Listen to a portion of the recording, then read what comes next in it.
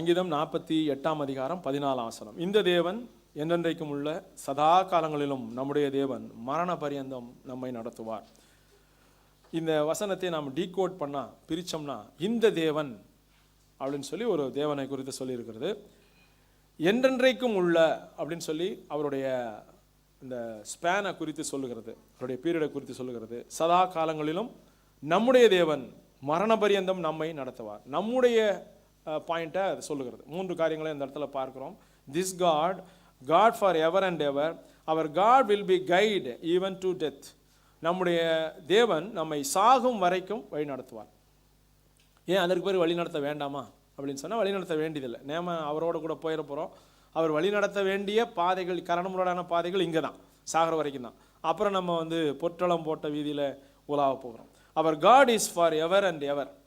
இப்போ இந்த தேவன் எப்படிப்பட்ட தேவன் அப்படிங்கிறத நம்ம சுருக்கமாக பார்க்கலாம்.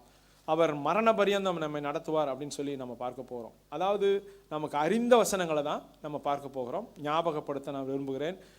இது ஒரு நல்ல ப்ராமிசிங் வேர்டு அப்படின்னு சொன்னால் நமக்கு ஆண்டவர் கொடுத்த ஒரு நல்ல வாக்கு தத்தம். இந்த தேவன் என்றென்றைக்கும் உள்ள சதா காலங்களிலும் நம்முடைய தேவன், அதாவது உரிமை பாராட்டுகிறோம் நம்முடைய தேவன் சொல்லி அவருடைய எட்டர்னிட்டியை பார்க்குறோம், நம்முடைய மரண பரியந்தம் வரைக்கும் பார்க்குறோம். இந்த 3 காரியங்களும் இந்த தேவன் நம்முடைய தேவன் அப்படிங்கிறதே ஒரு பெரிய ஒரு மகிழ்ச்சியான விஷயம்தான். நிறைய நேரத்தில் இந்த தேவன் நம்முடைய தேவன் சொல்ல முடியாதபடி நம்முடைய பாவங்கள் இருக்கிறதுனால இந்த தேவன் நம்முடைய தேவன் நம்ம சொல்ல முடியல. ஆனால் அவர் சொல்லுகிறார், நான் உன்னை நேசிக்கிறேங்கிறதுனால நீ தைரியமாக சொல்லலாம், இந்த தேவன் என்னுடைய தேவன், நீ தைரியமாக சொல்லு அப்படின்னு ஆண்டவர் நமக்கு வாக்கு கொடுத்ததுனால தான் நம்ம அதை சொல்ல முடிகிறது. இந்த தேவன் நம்முடைய தேவன். இன்றைக்கு நான் உங்களோடு கூட ஆண்டவருடைய வாக்கு தத்தங்களை சொல்லி என்கரேஜ் பண்ண விரும்புகிறேன். நம்முடைய 2 மெசேஜுமே இன்றைக்கு என்கரேஜ் பண்ணுகிற விதமாக தான், அதே நேரத்தில் நம்மையும் சரி பண்ணி கொள்கிற விதமாக தான் அமைந்திருக்கும்னு சொல்லி நான் நம்புகிறேன். ஆண்டவருடைய ப்ராமிஸ் பார்த்தீங்கன்னா தினந்தோறும் நம்ம ஞாபகப்படுத்தி கொள்ளுகிற வார்த்தைகளில் ஒன்று. நம்ம நினைக்கிற மாதிரி அந்த காரியங்கள் மாறி போகிறதில்லை. இந்த தேவன் என்றென்றைக்கும் உள்ளவர் என்பதனால, எட்டர்னிட்டி அவருக்குனால அது மாறி போகிறதில்லை. யாரை நம்ம நம்புவோம் அப்படின்னு சொன்னால் மாறாமல் இருக்கிறது தான் நம்ம நம்புவோம். எதெல்லாம் மாறாமல் இருக்கும் இந்த உலகத்தில் அப்படின்னு சொன்னால், பெரிய பெரிய மலைகள் மாறாமல் இருக்கும். பர்வதங்கள், ஆண்டவர் சொல்றார், பர்வதங்கள் நிலை பெயர்ந்தாலும் என் கிருபை உன்னை விட்டு விலகாது. ஏசாயா 54:10 பார்த்தீங்கன்னா ஆண்டவர் கிருபைக்கும் பர்வதத்துக்கும் சொல்றார். பர்வதம் மாறாது. இப்போ இமயமலை மாறாது, அப்படியே பல நூற்றாண்டுகளாக அப்படியே இருக்கும். சாதாரண ஒரு பெரிய குன்றுகளே பார்த்தீங்கன்னா மாறாமல் இருக்கிறது. ஆனால் இப்போ அதையும் குறைஞ்சி ரோடு போடுறாங்க. இப்போ மாறாமல் இருக்கிறது இந்த உலகத்தில் பர்வதங்கள், மலைகள், பெரிய பெரிய உயரமான குன்றுகள். பட் மற்ற பில்டிங் எல்லாமே மாறிடும். எவ்வளவுதான் பெரிய ரோடுகள், சாலைகள் வான உயரத்தில் போட்டாலும் ஒரு காலத்தில் அதுக்கு கொஞ்ச நாள் அது கட்டப்பட்டதெல்லாம் மாறிடும். அப்போ ஆண்டவர் இந்த மாதிரி மாறாத ஒருவராக இருக்கிறதுனால தான் எப்போனாலும் அவர்கிட்ட நம்ம சார்ந்து கொள்ள முடியும். அப்படிங்கிறதுல மிக முக்கியமான ஒரு காரியம்னா அவர் மாறாமல் இருக்கிறார். அதாவது இருக்கிறார், மாறாமல் இருக்கிறார். அவர் இருக்கிறாருங்கிறதே ஒரு பெரிய விஷயம். அவர் இருக்கிறார் அப்படிங்கிறதே ஒரு பெரிய நம்பிக்கை. நம்முடைய பிரச்சனைகளினுடைய தேவன் இருக்கிறார். எப்படி இருக்கிறார் அப்படின்னு சொன்னால் நம்முடைய பிரச்சனைகளினுடைய விடுவிப்பவராக இருக்கிறார். அடுத்து 2வது பார்த்தீங்கன்னா நம்முடைய பயத்தை நீக்கி நம்மோடு கூட இருக்கிறார், கைடாக இருக்கிறார். 3வது பார்த்தீங்கன்னா ப்ரொவைடராக, ஹீலராக இருக்கிறார். நமக்கு போஷிப்பவராகவும் சுகமளிப்பவராகவும் நம்மோடு கூட இருக்கிறார். அடுத்தது நமக்காக போராடுவராக, நமக்காக ஃபைட் பண்ணுவராக நம்ம கூட இருக்கிறார். இதுதான் நமக்கு தேவை இந்த உலகத்தில். இதை தாண்டி நமக்கு ஏதாவது தேவையா உலகத்தில்? இல்லை. எல்லாமே இதுக்குள்ளே அடங்கிறத பார்க்கும். நம்முடைய இரட்சகராக இருக்கிறார், நம்முடைய கைடாக இருக்கிறாரு, நமக்கு ப்ரொவைடர், ஹீலராக இருக்கிறாரு, நமக்காக பரிந்து பேசுகிற ஃபைட்டராக நம்ம கூட இருக்கிறார், போராடுபவராக நமக்கு இருக்கிறார். இப்போ இந்த தேவன் மாறாதவராக இருக்கிறார். இப்போ இந்த காரியங்கள் எல்லாத்தையுமே உலகத்தில் ஒரு சிலர் நமக்கு தர முடியும், அவர் நம்மளை ஒரு சில இதிலிருந்து மீட்டு கொண்டிருக்க முடியும். வறுமையிலிருந்து இவர் தான் எனக்கு மீட்டு கொண்டார் நம்ம சொல்லலாம். பயத்திலிருந்து இவர் தான் நீக்கி பண்ணார், டெய்லி அவர் தான் எனக்கு கைடு மாதிரி, கைடு ஃபிலாசபர்லாம் சொல்லுவோம் இல்லையா, அந்த மாதிரி எனக்கு தான் அவர் வழிகாட்டுபவர், என்னுடைய மென்டார் அப்படின்னு நம்ம சொல்லுவோம். ஒரு சில இடத்துல பார்த்தீங்கன்னா அவர் எனக்கு ப்ரொவைடராக இருக்கிறாரு, நல்ல ஹீலராக இருக்கிறாரு அப்படின்னு நம்ம சொல்லுவோம். எனக்காக எதுனாலும் அவர் தாங்க வருவார், எனக்கு எதுனாலும் உடனே அவருக்கு ஃபோன் பண்ணால் அவர் அந்த இடத்துல வந்துடுவார், இப்படி நம்ம உலகத்தில் நம்ம சொல்லுவோம். ஆனால் இந்த நபர்களுக்கெல்லாம் உண்மைதான். ஆனால் எல்லாத்துக்குமே ஒரு எக்ஸ்பைரி இருக்குது, ஒரு காலகட்டம் இருக்குது. அவங்களுக்கு வரணும்னு நினைப்பாங்க, ஆனால் அவங்களுக்கு வர முடியாத சூழல் இருக்கும். அப்படி மாறாத ஒரு இந்த எல்லாமே கொடுக்கணும், ஆனால் அவர் மாறாமல் இருக்கணும் அப்படின்னு சொன்னால் அது ஆண்டவராகிய தேவன் மட்டும்தான். நம்ம ஒரு வசனத்தை வாசித்தோம், கர்த்தர் உன்னை நித்தமும் நடத்தி அப்படின்னு சொல்லி. நித்தமும் நடத்தி அப்படின்னு சொன்னால் ஒவ்வொரு நாளும் நடத்துகிறவர். எப்படி நடத்துகிறார் அப்படின்னு சொன்னால், நமக்கு நித்தமும் நடத்தி மகா வறட்சியான காலங்களில் ஆண்டவர் நம்மை நடத்துகிறார். நம்முடைய எலும்புகளை நினமுள்ளதாக்குகிறார். நீர்ப்பாய்ச்சலான தோட்டத்தை போலவும் வற்றாத நீரூற்றை போலவும் நம்ம இருக்கும்படியாக ஆண்டவர் நடத்துகிறார். அப்படின்னா எப்படி இருப்போம்னா, செழிப்பாக நம்ம இருப்போம். வறட்சியிலிருந்து வேறு நிலைக்கு மாறுவோம். இந்த வறண்ட மனநிலையிலிருந்து, வனாந்தர மனநிலையிலிருந்து செழிப்பான மனநிலைக்கு ஆண்டவர் நம்மை மாற்றுகிறார். இதை எப்படி மாற்றுகிறார்னா, டெய்லி மாற்றுகிறார், நித்தமும் நம்மை நடத்துகிறார். இதில் எது நமக்கு எதிராக இருக்கும் அப்படின்னு சொன்னால், நாம் அவர் கையை உதறிட்டு ஓடுறது தான் எதிராக இருக்கும். அவர் நம்ம கையை பிடித்து வழி நடத்தும் போது எந்த மாற்றமும் இல்லை. இஸ்ரேல் மக்களுக்கு ஏன் ஒரு சில பிரச்சனைகள் இருந்துன்னா, அவங்க தான் அவரை முறுமுறுத்தாங்க, அவங்க தான் அவருக்கு எதிராக போனாங்க. அப்போ அந்த காரியங்கள் நடந்து கொண்டே வரும். அப்போ அவர் என்ன செய்கிறார்னா, மாறாதவராக இருக்கிறார். ஒன்று சொன்னால் அவர் மாறதே இல்லை. அவர் உண்மையும் நீதியும் உள்ளவராக இருக்கிறார்னு யோவானில் நம்ம வாசிக்கிறோம். அவர் உண்மையும் நீதியும் உள்ளவராக இருக்கிறார். நம்ம நினைக்கிறோம், நாம் ஆண்டவர்கிட்ட நெருங்கினா நம்ம அவர் நம்ம மேலே அன்பாக இருப்பார். உண்மைதான். ஆண்டவருக்கு விரோதமாய் நம்ம போனால் அவர் மாறிடுவார் அப்படின்னு நம்ம நினைக்கிறோம். ஆனால் நிறைய நேரங்களில் பாருங்கள், தாவீது மாதிரி ஒரு ஆண்டவருக்கு இருதயத்திற்கு ஏற்றவன்னு சொன்னார். ஆனால் பர்ஃபெக்ட் மர்டரர் பர்ஃபெக்டாக கொலை பண்ணுறான். அதே மாதிரி ரொம்ப பர்ஃபெக்டாக அடல்ட்ரி பண்ணுறான். எல்லா காரியத்தையும் அவன் ரொம்ப இதாக செஞ்சாலும் ஆண்டவர் சரி ரைட் உன்னை நான் தள்ளிட்டேன் அப்படின்னு சவுலை தள்ளின மாதிரி தள்ளலை. உடனே என்ன பண்ணுறாருன்னா, அவனுக்கு ஒரு ஆளை அனுப்புகிறார். நாத்தான் வேலை அனுப்பி அவனுக்கு ஒரு ஸ்டோரியை சொல்லி, அவனுக்கு அந்த காரியத்தை சொல்லி அவனே உணர்ந்து கொள்கிறான், நான் தான் அது அப்படின்னு அவனே உணர்ந்து கொள்ள வைக்கிறார். வச்சுட்டு அந்த இடத்துல நம்ம பார்க்குறோம், தாவீதுக்கு ஆண்டவர் என்ன சொல்லுகிறாருன்னு சொன்னால், இன்னொருத்தனதை நீ எடுத்துட்டேங்கிறது தான் ஆண்டவருடைய பெரிய அந்த குற்றமாக இருக்குது. இன்னொருத்தனதை எடுத்துட்டேன். கொலை பண்ணதை ஆண்டவர் அந்த இடத்துல மென்ஷன் பண்ணவே இல்லை. நாத்தான் நீ கொன்னுட்டேன்னு சொல்லலை. அவருக்கு என்னன்னா, ஒரு சாதாரண எளியவனுடையதை நீ எடுத்துடுற. நீ எளியவனாக இருந்த, உன்னை நான் இவ்வளோ தூரத்துக்கு உயர்த்தியிருக்கேன், இன்னும் கேட்டால் இன்னும் தருவேன். அதை விட்டுட்டு சாதாரண ஒரு சோல்ஜர், அவனுக்கு இருக்கிற ஒன்றை மட்டும் நீ என்ன செய்கிற எடுத்துக்கிறேங்கிறத அந்த உதாரணத்துலேயும் சொல்லுவார். அந்த உதாரணத்துலையுமே என்ன சொல்கிறாருன்னா, நீ பேராசக்காரனாக இருக்கிற அப்படின்னா என்னுடைய ப்ரொவிஷனை தாண்டி நீ பார்க்குற, நான் உனக்கு கொடுத்ததை தாண்டி நீ வெளியில் பார்க்குற அப்படிங்கிறத தான் அவர் பாவமாக நினைக்கிறாரே தவிர, கொலையை கூட அவர் பெருசாக அந்த இடத்துல அவனை கொன்னதை அந்த இடத்துல மென்ஷன் பண்ணாமல் அவனை சரி பண்ண. அப்படின்னா என்ன அர்த்தம்னா, நான் உனக்கு கொடுத்தது போதும்னு நினை. அதுதான் ஆண்டவருடைய வழிகாட்டுதல். அதெல்லாம் இந்த இடத்துல நம்ம பார்க்கிறோம். வறட்சியான காலத்தில் அவர் நீரூற்றை தருகிறார். இந்த நீரூற்றை விட்டுட்டு நீ வேற நீரூற்றுக்கு வெளியில் போகும்போது தான் ஆண்டவர் கொஞ்சம் கோவப்படுகிறத நம்ம பார்க்கிறோம். நிறைய இடங்கள் அப்படி தான் நம்ம பார்க்கிறோம். அப்போ இந்த தேவன் எப்படிப்பட்ட தேவன் அப்படிங்கிறத நம்ம சுருக்கமாக பார்க்கலாம். மல்கியா தீர்க்கதரிசியில் ஒரு வசனத்தை நம்ம பார்க்கலாம். நான் கர்த்தர், நான் மாறாதவர், ஆகையால் யாக்கோபின் புத்திரராகிய நீங்கள் நிர்மூலமாகவில்லை. நாம் நிர்மூலமாகாமல் இருப்பது தேவனுடைய கிருபைன்னு சொல்லி நம்ம நினைக்கிறோம்ல, அந்த கிருபை எதை சொல்லி காட்டுகிறதுனா, அவர் மாறாமல் இருக்கிறதுனால தான் நம்ம நிர்மூலமாகலை. இல்லைனா நம்ம பண்ணுறதுக்கும் நம்ம பண்ணுற சேட்டைக்கும் நம்ம பண்ணுற வேலைகளுக்கும் அவர் மட்டும் மாறினார்னா, அவர் சொன்னதை மாற்றி இருந்தார்னா நம்ம நிர்மூலமாயிருப்போம். ஆண்டவர் அப்படி சொல்கிறார், நான் மாறாமல் இருக்கேன். முதல்ல நான் உன்னை நேசிக்கிறேன்னு சொன்னல, அதில் மாற்றம் இல்லை. அப்படின்றதுனால தான் நீங்களும் நானும் இன்றைக்கி உட்கார்ந்துருக்குறோம் அப்படிங்கிறத மல்கியா சொல்கிறார். அப்போ மல்கியா என்ன சொல்கிறாருன்னா, நாம் அழிந்து போவது, நாம் அழியாமல் இருப்பது நாம் செஞ்ச காரியம் இல்லை, அவர் சொன்னதில் மாறாமல் இருக்கிறார். அவர் மட்டும் நீ செஞ்சதுக்கு அப்பப்போ பனிஷ் பண்ணிக்கிட்டே இருந்தார்னா, நம்ம மாற்றத்துக்கு உட்பட்டவராக அவர் இருந்தார்னா நம்ம கண்டிப்பாக அழிஞ்சிருப்போம் அப்படின்னு சொல்லி அவர் சொல்கிறார். அப்போ மாறாமல் அவர் இருக்கிறதுக்கு நமக்கு ஒரு பெனிஃபிட் பாருங்கள். அவர் மாறாமல் இருக்கிறது, அவர் மாறாமல் இருந்தால் நமக்கு என்னங்க அப்படின்னு நம்ம நினைக்கலாம். மாறாமல் இருக்கிறதுனால தான் அழியாமல் இருக்கிறோம். அவர் நேற்றும் இன்றும் என்றும் மாறாமல் இருப்பதனால தான் நாம் அழியாமல் இருக்கிறோம், நாம் வாசம் பண்ணி கொண்டிருக்கிறோம். அடுத்து யாக்கோபில் பார்த்தீங்கன்னா, யாக்கோபு 1 அதிகாரம் 17 பிற்பகுதியில் அவரிடத்தில் யாதொரு மாறுதலும் இல்லை, யாதொரு வேற்றுமையின் நிழலும் இல்லை. With whom there is no variation or shadow or turning. ஒரு மாறுதல் இல்லை, மாறுதல் வேற்றுமையின் நிழல் இல்லை. இப்போ நம்ம நிறைய நேரத்தில் மாறுதல் இருக்காது, ஆனால் வேற்றுமையின் நிழல் இருக்கும். மைண்டில் கொஞ்சம் குறைச்சிரும். ஒரு சில நேரத்தில் நம்முடைய சிந்தனைகள் என்ன செய்யணும்னா, கொஞ்சம் டக்குன்னு அவங்களுக்கு அந்த கொடுத்துக்கிட்டு இருக்கிற அந்த இது குறைய ஆரம்பிக்கும். அந்த மாதிரி குறையிறது கூட சின்னதாக கூட அவர்கிட்ட இல்லை. ஒரு மாறுதல் இல்லை, வேற்றுமையின் நிழல் இல்லை. எப்படி இருந்தாரோ அப்படியே நம்மளை பார்க்கிறாருன்னா இது எவ்வளோ ஒரு பெரிய விஷயம் பாருங்கள். எப்படி இருந்தாரோ அப்படியே பார்க்கிறாரு. அதை தூய்மைப்படுத்துவதற்கான அந்த காரியமும் அவரிடத்துல இருக்கிறத பார்க்கும்.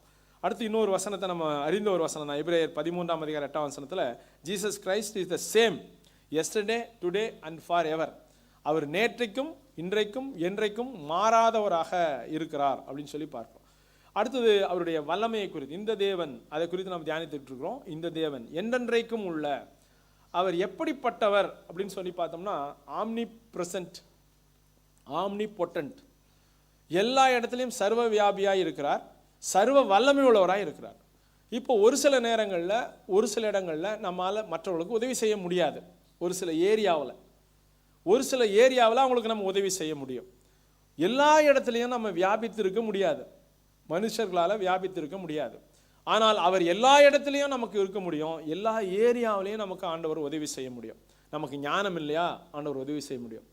நமக்கு பலன் இல்லையா, ஆண்டவர் உதவி செய்ய முடியும். நம்முடைய பலவீனமா, ஆண்டவர் உதவி செய்ய முடியும். நாம் பாவத்தில் சிக்கி தவிச்சுக்கிட்டு இருக்கோமா, ஆண்டவர் உதவி செய்ய முடியும். அவர் ஸ்டைல் ரொம்ப டிஃப்ரெண்ட்டானது. ஒவ்வொருத்தருக்கும் ஒவ்வொரு விதமான ஸ்டைலில் ஆண்டவர் என்ன செய்கிறார்னா அந்த காரியங்களை உணர்த்துகிறார். ஒருத்தருக்கு நறுக்குன்னு கொட்டி நீங்கள் சொல்லி தருவீங்க, ஒருத்தருக்கு நறுக்குன்னு கொட்டாமல் சாதாரணமாக சொல்லும் போதே, அவங்க கடிந்து கொள்ளும் போதே அவங்க அந்த காரியத்தில் அடித்தது போல் உணர்ந்து கொண்டு மாறிக்குவாங்க. அப்போ ஆண்டவரும் அப்படி தான் நம்ம இடத்துல நிறைய காரியங்களை சொல்லும்போது ஒவ்வொரு எதிரான காரியத்தை கொடுத்து நமக்கு சொல்லி தருவார். ஒரு சில கிஃப்ட் கொடுத்து நமக்கு சொல்லி தருவார். ஒரு சில காரியங்களை எச்சரித்தும் சொல்லி தருவார். ஒரு சில காரியங்களை அன்பான வார்த்தைகள் மூலமாக சொல்லி தருவார். அவருடைய அந்த அதாவது எல்லா இடத்துலையும் வியாபித்திருக்கிற அந்த சூழல் பார்த்தீங்கன்னா ரொம்ப ஆச்சரியமான ஒன்று. இன்னொரு வசனத்தை நம்ம பார்க்கலாம். உபாகமம் 32 39-40 வசனங்களை நான் வாசிக்கிறேன். நானே அவர் என்னோட வேறே தேவன் இல்லை என்பதை இப்பொழுது பாருங்கள். நான் கொல்லுகிறேன், நான் உயிர்ப்பிக்கிறேன், நான் காயப்படுத்துகிறேன், நான் சொஸ்தப்படுத்துகிறேன், என் கைக்கு தப்புவிப்பார் இல்லை. என் கரத்தை வானத்திற்கு நேராக உயர்த்தி நான் என்னென்றைக்கும் ஜீவித்திருக்கிறவன் என்கிறேன். அப்போ அப்படின்னா என்ன அர்த்தம்னா சர்வ வியாபியாக இருக்கிறார். நானே அவர், என்னை தவிர இந்த உலகத்தில் அத்தாரிட்டி இல்லை அப்படிங்கிறத ஆண்டவர் நிரூபிக்கிறத பார்க்கிறோம். யாத்திரையாகமம் 3:14 மோசேயை ஆண்டவர் அழைக்கிறார். அழைச்சு அவனை அனுப்பும்போது அதற்கு ஆண்டவர் சொல்லுகிறார். 3:14 நான் வாசிக்கிறேன். அதற்கு தேவன் இருக்கிறவராகவே இருக்கிறேன், என் மோசேயுடனே சொல்லி இருக்கிறேன் என்பவர் என்று மோசேயுடனே சொல்லி இருக்கிறேன் என்பவர் என்னை உங்களுக்கு இடத்திற்கு அனுப்பினார் என்று இஸ்ரவேல் புத்திரருக்கு சொல்வாயாக. அவன் போய் என்னன்னு சொல்லணுமா, இருக்கிறேன்னு சொன்னார்ல அவர் தான் அனுப்புனாரு அப்படின்னு சொல்லணுமா. அப்படின்னா என்ன அர்த்தம்னா மாறாமல் இருக்கிறார்ல, வல்லமையுள்ளவராக இருக்கிறார்ல, எங்கும் இருக்கிறார்ல, அவர் என்னை அனுப்பினார். அப்போ தேவனுடைய சர்வ வியாபி வல்லமை இதை அவன் என்ன செய்யறான்னா அவருடைய நாமமாக அவருடைய குணாதிசயமாகவே பகிர்ந்து கொள்கிறான். நம்ம நினைக்கிறோம் ஆண்டவர் சர்வ வல்லமுள்ளவர் தான் அப்படின்னு மட்டும் நினைக்கிறோம். ஆனால் சர்வ வியாபிங்கிறத நம்ம நினைக்கிறது இல்லை. நம்ம ஒரு சில நேரத்தில் இருட்டில் செய்யக்கூடிய காரியத்தில் ஆண்டவர் பார்க்குறாருங்கிற உணர்வு நமக்கு வரல. ஆனால் மனுஷன் பார்ப்பானான்னு ஜனல்லாம் அடைச்சி வைக்கிறோம். மனுஷன் பார்க்காம ஆண்டவர் பார்ப்பார் சர்வ வியாபிங்கிற அந்த எண்ணம் நமக்கு வரும்பொழுது நம்ம என்ன செய்வோம்னா இருக்கிறவராகவே இருக்கிறேங்கிறத நம்ம புரிந்து கொள்வோம். இந்த இடத்துல அவர் சொல்லுகிறார், இங்கிலீஷில் நான் வாசிக்கிறேன். And God said to Moses, I am who I am. And he said, thus you shall say to the children of Israel, I am has sent to me. அனுப்புனவரே I am தான். என்னை அனுப்புனது யார் தெரியுமா, இருக்கிறவராகவே இருக்கிறவர். என்னை அனுப்புறவர் யார் தெரியுமா, அவர் நானே என்பவர் அனுப்பியிருக்கிறார். இருக்கிறவராகவே இருக்கிறேன் என்பவர் அனுப்பியிருக்கிறார். அப்படின்னா அதாவது சர்வ வல்லமுள்ள தேவன். அவர் அங்கேயும் இருப்பார், இங்கேயும் இருப்பார். அவர் இருக்கிறவர்.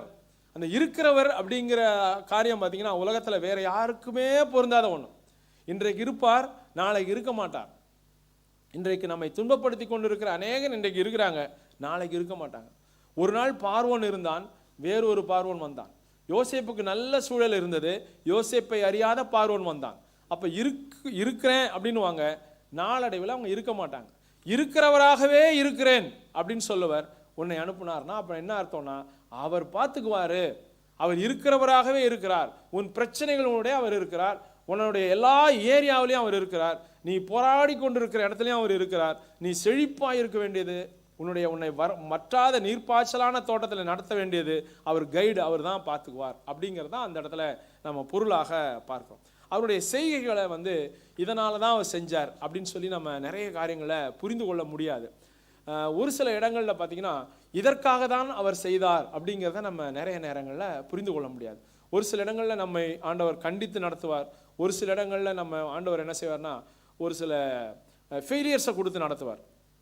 ஒரு சில ஃபெயிலியரை கொடுப்பார், ஒரு சில அவமரியாதையை கொடுப்பார், ஒரு சில புரிந்து கொள்ள முடியாத ஒரு சில காரியங்களை ஆண்டவர் நமக்கு நடத்துவார். காரணம் என்னன்னா நம்ம மேலே வைத்திருக்கிற அன்பு. காரணம் நம்ம மேலே நம்மளை சரிப்படுத்துகிற ஒரு காரியம்.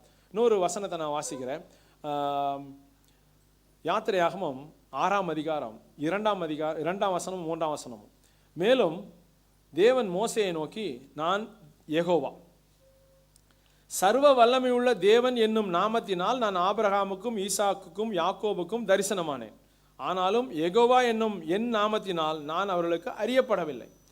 அப்போ யெகோவா அப்படிங்கிற அந்த நாமம் விடுவிக்கிறவர் என்கிற நாமம். இப்போ அவங்களுக்கு எப்படி பார்த்தார்னா ஆம்னி பொட்டன்டா மட்டும் சர்வ வல்லமையுள்ள தேவன். அப்போது அவங்க ஆபிரகாம், ஈசாக்கு, யாக்கோபு இந்த 3 பேரும் அடிமைப்படலை. அவங்கவுங்க பிரச்சனை மட்டும்தான் இருந்துச்சு.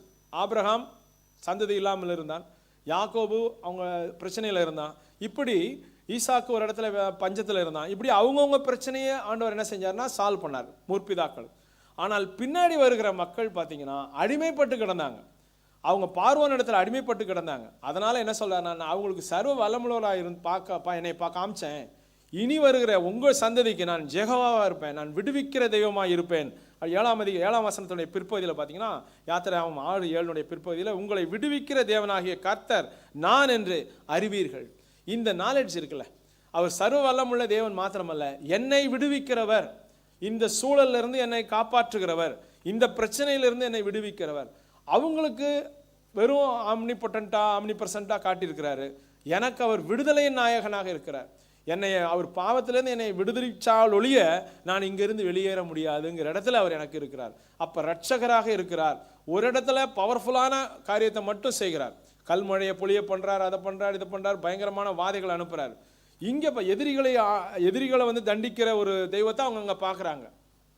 இவங்க பார்க்குறாங்க என்ன பார்க்குறாங்கன்னா விடுதலையினுடைய நாயகனாக, எதிரிகளை மட்டும் இல்லை, அழிக்கிறது மட்டும் இல்லை, நம்மளையும் விடுவிக்கிறவராக அவங்க பார்க்குறாங்க. அப்போ தேவனுடைய காரியம் பார்த்தீங்கன்னா நான் இருக்கிறவராகவே இருக்கிறேன் என்கிறது மாத்திரமல்ல, ஒவ்வொரு நாளும் வழி நடத்துகிற ஒருத்தராக இருக்கிறார். நமக்கு ஒவ்வொரு நாளும் அறிவை கொடுத்து, நாலேஜை கொடுத்து, தப்புவிக்க வேண்டிய இடத்துல, தாண்டி நடக்க வேண்டிய இடத்துல, எங்கெங்கெல்லாம் நம்ம விலகணுமோ அங்கே, எங்கே எதிர்த்து நிற்கணுமோ அங்கே, இப்படி ஆண்டவர் நம்மை நடத்துகிறத நம்ம பார்க்கலாம். அடுத்த இன்னொரு குறிப்பை நம்ம பார்க்கலாம். யோசுவாவுக்கும் கிடியோனுக்கும் ஆண்டவர் என்ன செய்கிறார்னா பயத்திலிருந்து விடுதலையை தருகிறார். யோசுவா ஒரு நல்ல அருமையான கேரக்டர். யோசுவா அதாவது ரொம்ப தாழ்மையானவன், மோசேக்கு வேலைக்காரனாக இருக்கிறான். மோசேக்கு வேலைக்காரனாக இருக்கிறவனை சாதாரண ஒரு எடுபடியாக இருக்கிறான். அந்த மாதிரி ஒரு நபரை எடுத்துகிட்டு அவ்வளோ மகத்துவமான வணங்கா கழுத்து உள்ள ரொம்ப ஒரு மாதிரி கொடூரமான ஜனங்கள், கல்லெறிஞ்சாங்கன்னா கல்லெறிஞ்சே கொண்டு வாங்க, அந்த அளவுக்கு பயங்கரமான முரட்டாட்டமுள்ள ஜனங்களை லீட் பண்ணும்படி யோசுவாவை ஆண்டவர் நிறுத்துக்கிறார். அப்போ யோசுவாவுக்கு எப்படி இருக்கும், மோசையே அந்த பாடுபடுத்துனீங்க, இங்கே என்னைய போய் அப்படின்னு சொல்லி அவன் தயங்கிக்கிட்டே இருக்கிறான். அப்போ அவனுடைய பயத்தை ஆண்டவர் என்ன செய்கிறார்னா போக்குறார். நான் மோசையோடு இருந்தது போல உன்னோட இருப்பேன், திகையாத, மனோபலம் கொண்டு திடமனதாயிரு, எல்லா இடத்துலையும் நான் பார்த்துக்கிறேன் அப்படின்னு சொல்லி ஆண்டவர் என்ன செய்கிறாருன்னா அவனுக்கு அதை சொல்லிக்கிட்டே இருக்கார். அதே போல் கிதியோனும் சொல்கிறான், முன்னாடியே எங்கள் மூதாதையர் இருக்கும்போது உம்மை பற்றி நிறைய செய்திகளை கேள்விப்பட்டிருக்கிறோம், நீங்கள் அப்படிலாம் வல்லமையான காரியங்கள்லாம் செஞ்சுருக்கீங்க, இப்போ அந்த தேவன் எங்கேன்னு கேட்குறான். பயந்துக்கிட்டு இருக்கிறேன். நியாயாதிபதிகள் வாசிக்கிறோம், மீதியானியர்கிட்ட நாங்கள் பயந்துக்கிட்டு இருக்கிறோம், பயந்து போரடிக்கிறோம். இன்னைக்கு நம்ம நிலைமையை அவன் அன்னைக்கே செஞ்சுட்டான். பயந்து போரடிச்சுட்டு இருக்கோமே, முன்னாடி அப்படி பண்ணோம் இப்படி பண்ணோன்றாங்களே, எங்கே அதெல்லாம் அப்படின்னு சொல்லும்போது ஆண்டவர் அந்த மீதியானியர் இடத்துல இவனை மேற்கொண்டு அனுப்பும்போது ஆண்டவர் சொல்லுகிற ஒரு காரியம் பார்த்தீங்கன்னா, நியாயாதிபதியினுடைய புத்தகம் 6ஆம் அதிகாரம் 12ஆம் வசனத்தை பார்த்தீங்கன்னா, கர்த்தருடைய தூதனானவர் பராக்கிரமசாலியே கர்த்தர் உன்னோட இருக்கிறார் அப்படின்னு சொல்றார். அவனே பயந்து நடுங்கி தொடையெல்லாம் நடுங்கி ஒளிஞ்சிக்கிட்டு இருக்கான். அவன் ஆண்டவர் கூடும்போது பராக்கிரமசாலியே கர்த்தர் உன்னோட இருக்கிறார் அப்படின்னு சொல்றான். ஏன் அப்படி சொல்லியிருப்பாரு? அப்போ ஒருத்தரோடு கூட இருக்கக்கூடிய ஒருத்தர் மேக்னெட், இது மேக்னெட்னா இன்னொன்று இதோட தேய்க்கும் போது அதுவும் என்ன செய்யும், மேக்னெட்டாக மாறும். ஒரு மேக்னெட்டை இன்னொன்று கம்பியில் தேய்ச்சிட்டு நீங்கள் வச்சிங்கன்னா ஆரம்பிச்சிட்டார பாடம் நடத்துன்னு நினைக்கிறீங்க, அப்படி தொட்டிங்கன்னு வச்சிங்களேன், அது என்ன செய்யணும், அதுவும் மேக்னெட் ஆகி கொஞ்சம் நேரம் டெம்பரரியாக மேக்னெட்டாக இருக்கும். இப்போ இவனை சொல்கிறார், பராக்கிரமசாலியை கர்த்தர் உன்னோட இருக்கிறார் அப்படின்னு சொன்னால் என்ன அர்த்தம்னா, கர்த்தர் உன்னோட இருக்கிறதுனால நீ பராக்கிரமசாலி. அப்போ கர்த்தர் யாரு? பராக்கிரமசாலியே கர்த்தர் உன்னோடு இருக்கிறார் அப்படின்னு சொன்னா என்ன அர்த்தம்? மேக்னெட், இந்த பெரிய மேக்னெட் சின்ன மேக்னெட்டை பார்த்து நீ மேக்னெட்டு அப்படின்னு சொன்னா கூட இருக்கிறது யாரு? பெரிய மேக்னெட். நம்ம எரேமியா வாசிக்கலாம். எரேமியா 20ஆம் அதிகாரம் 11ஆம் வசனத்தை எடுத்து வாசிக்கலாம்.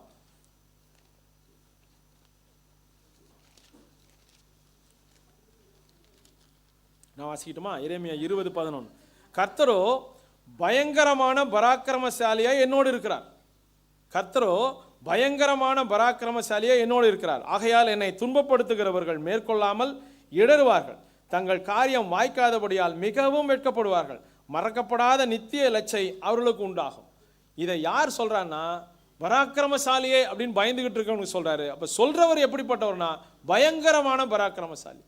அப்போ உங்களுக்கும் எனக்கும் ஆண்டவர் சொல்லுகிற காரியம் பயந்து நடுங்கிட்டு இருக்கிறோம், கஷ்டப்படுறோம், துன்பத்தில் இருக்கோம், எப்படி ஓவர் கம் பண்ண போறோன்னு தெரியல, இப்படி நிறைய காரியங்களை யோசிக்கும் போது ஆண்டவர் சொல்றாரு பராக்கிரமசாலியே அப்படின்னு சொல்லி திரும்பி பார்த்தா பயங்கர பராக்கிரமசாலி நம்ம கூட இருக்கிறார். அல்லேலூயா.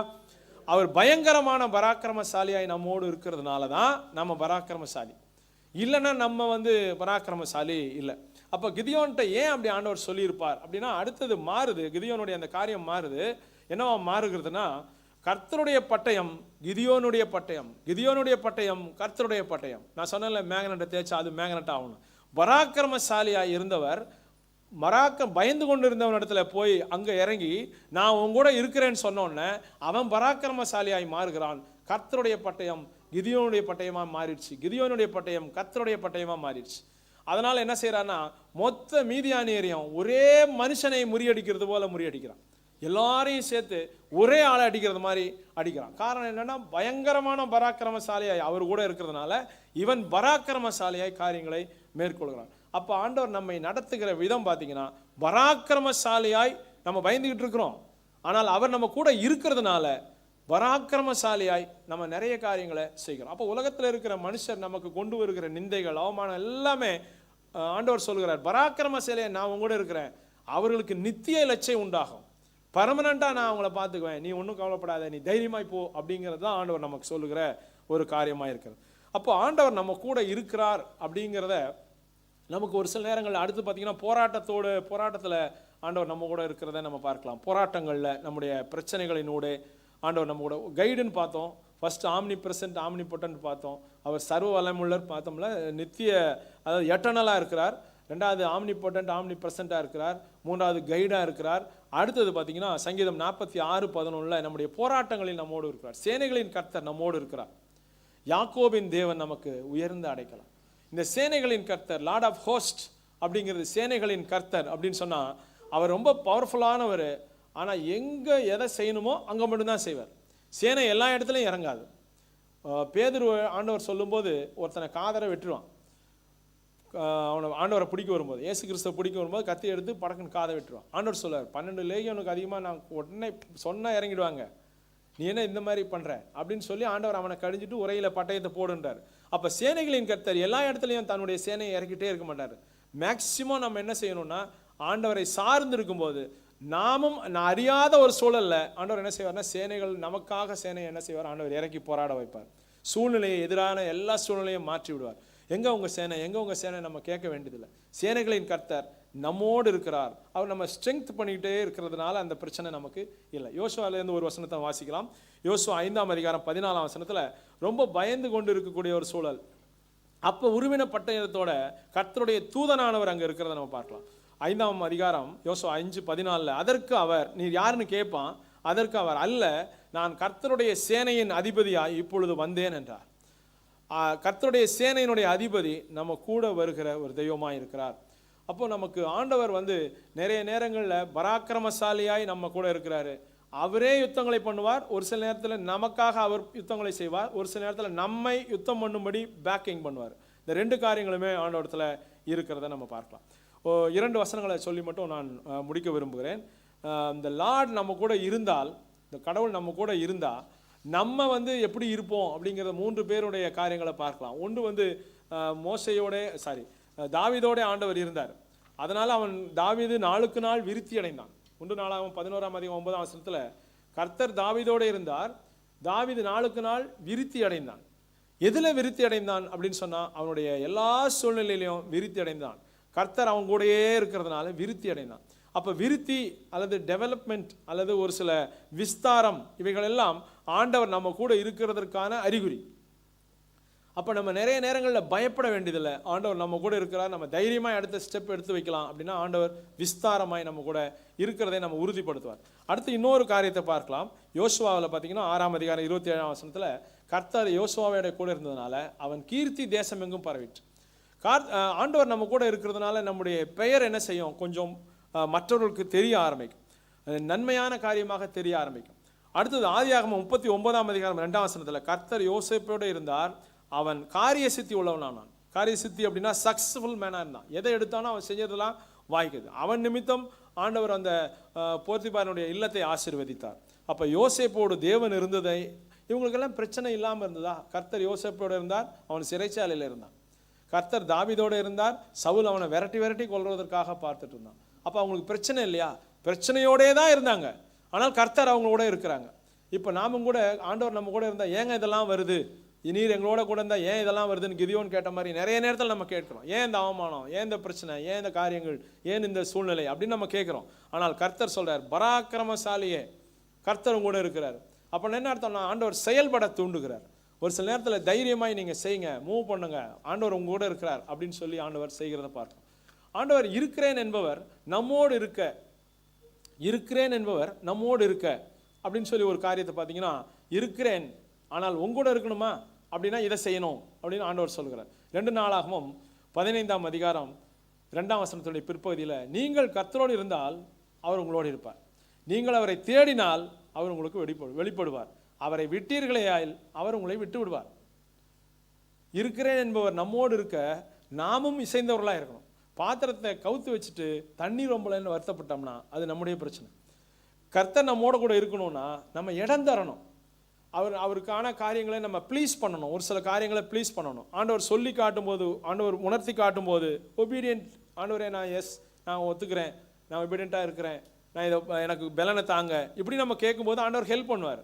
இது யார் செய்யலை, எங்கே நீதிமான ஒருத்தனை காட்டுங்க, இப்படி நம்ம ஆண்டவர்கிட்ட போகும்போது ஆண்டவர் என்ன செய்வார்னா, சரி இன்னும் கொஞ்ச நாள் ஆகட்டும், வெயிட் பண்ணு அப்படின்ட்டு கொஞ்சம் நேரம் அப்படி போயிடுவார். அப்போ கர்த்தருக்கு நம்ம கூட இருக்கணும்னா நாம் அவரை தேடணும், அவர் காரியங்களுக்கு முக்கியத்துவம் கொடுக்கணும், முதலிடத்தை கொடுக்கணும் அப்படிங்கிறத நம்ம இதிலேருந்து பார்க்கணும். இன்னொரு காரியத்தை நம்ம பார்க்கணும். யோசுவா 7ஆம் அதிகாரம் அவங்க ஃபெயிலியராக சந்திக்கிறாங்க. அந்த இடத்துல பார்த்தீங்கன்னா தோத்துடுறாங்க. ஏன் தோத்தாங்க அப்படின்னு சொல்லி சீட்டு குலுக்கி பார்க்கும்போது ஒருத்தன் பேரில் சீட்டு விழுகுது. யோசுவா 7ஆம் அதிகாரம் 12ஆம் வசனத்துடைய பிற்பகுதியில், நீங்கள் சாபத்தீடானதை உங்கள் நடுவில் இருந்து நிகிரகம் பண்ணாவிட்டால் இனி உங்களோடு இரேன். அப்போ ஆண்டவர் விரும்பாத ஒரு சில காரியங்கள், ஆண்டவர் இதை வேணான்னு சொல்கிறார், கண்டிப்பாக இதை வேணான்னு சொல்கிறார், அதை வச்சுக்கிட்டே இருந்தோம்னா நம்ம ஃபெயிலியரை சந்திப்பதை தவிர்க்க முடியாது. ஏன்னா அது ஆண்டவர் சொல்கிறார், இதை நீக்கினா தான் உங்களுக்கு நான் இதை தருவேன் அப்படின்னு சொல்லி. இப்போ தட்டு கழுவாத தட்டில் தான் நான் சாப்பிடுவேன் அப்படின்னு அடம்பிடிக்கிற பிள்ளைங்களுக்கு நீங்கள் என்ன செய்வீங்க? சோறு போடுவீங்களா? கழுவாத தட்டில் தான் நான் சாப்பிடுவேன், அது ஏன் கழுவணும், தேவையில்லை அப்படின்னு ஒருத்தர் ஆர்கியூ பண்ணிட்டு இருந்தாருன்னா நம்ம அவங்களுக்கு சாப்பாடு என்ன செய்ய மாட்டோம், கொடுக்க மாட்டோம். எவ்வளவுதான், ஏன்னா அழுக்கான தட்டு, கண்டிப்பாக நீ அதனுடைய இன்ஃபெக்ஷன் உனக்கு வரும், வேணாம் அப்படிங்கிறதுல நம்ம உறுதியாக இருப்போம். நமக்கு நம்முடைய நன்மைக்காக ஆண்டவர் என்ன செய்கிறாருன்னா ஒரு சில காரியங்கள் இந்த இடத்துல ஆண்டவர் செய்கிறார். அப்போ ஒரு சில நேரங்களில் நம்ம அதாவது ஆண்டவர் விரும்பாத சாபத்தீடானவை அப்படின்னு சொல்லி அந்த வார்த்தையை நம்ம பார்க்குறோம். சாபத்தீடானவை ஆண்டவர் விரும்பலை.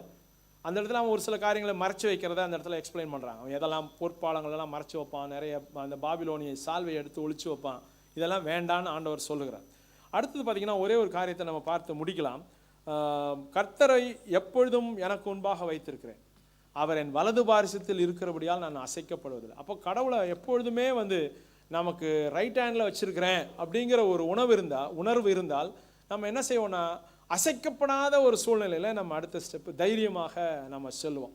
இந்த தேவன் என்றென்றைக்கும் உள்ள சதா காலங்களில் நம்முடைய தேவன், மரண பரியந்தம் நடத்துவார். எப்படி நடத்துவார்னா அவர் மாறாதவராய் இந்த தேவனாய் இருக்கிறார், சதா காலங்களிலும் ஜீவிக்கிற தேவனாய் இருக்கிறார், மரண பரியந்தம் நம்மை நடத்துகிறார். எப்படி நடத்துகிறார்? கூட இருந்து உடன் இருந்து கைடாக நடத்துகிறாரு, நமக்கு கூட இருந்து நமக்கு போராடுகிறவராய் நடத்துகிறார், நம்மை பராக்கிரமசாலியாய் முன்னிறுத்துகிறவராய் நடத்துகிறார்.